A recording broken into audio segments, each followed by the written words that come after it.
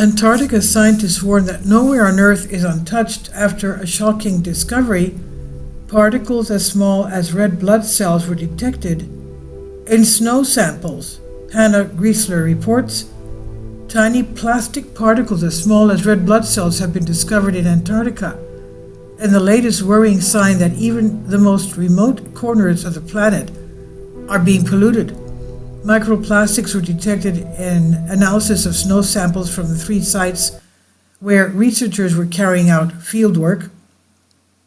Study leader Dr. Christy Jones-Williams, a PhD student working with British Antarctic Survey BAS, said the findings underscored the pervasive nature of plastic pollution, demonstrating that nowhere on Earth is truly untouched. She said, despite stringent regulations on materials entering Antarctica, our findings reveal microplastic contamination even in remote and highly controlled areas.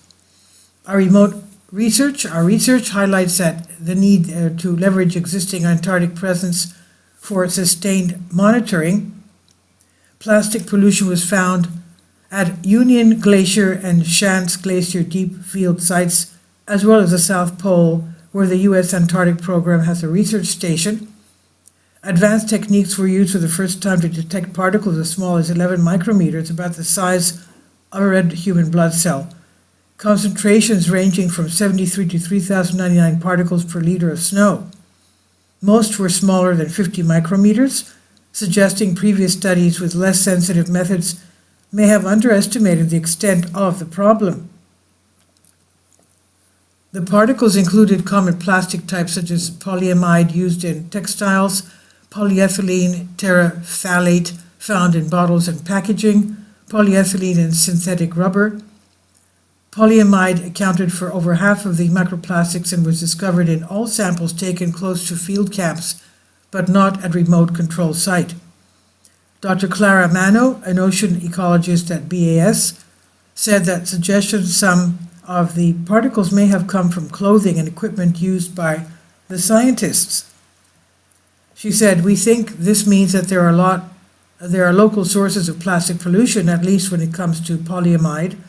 This could come from outdoor clothing or the ropes and flags that are used to mark safe routes in and around the camp.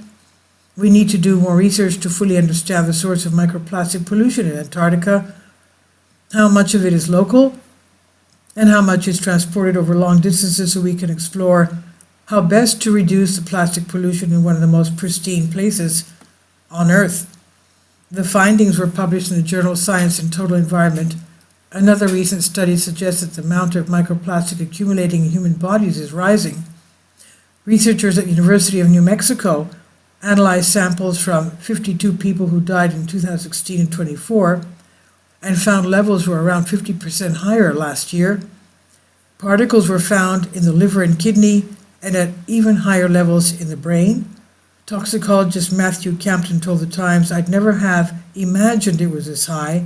I certainly don't feel comfortable with this much plastic in my brain, he said.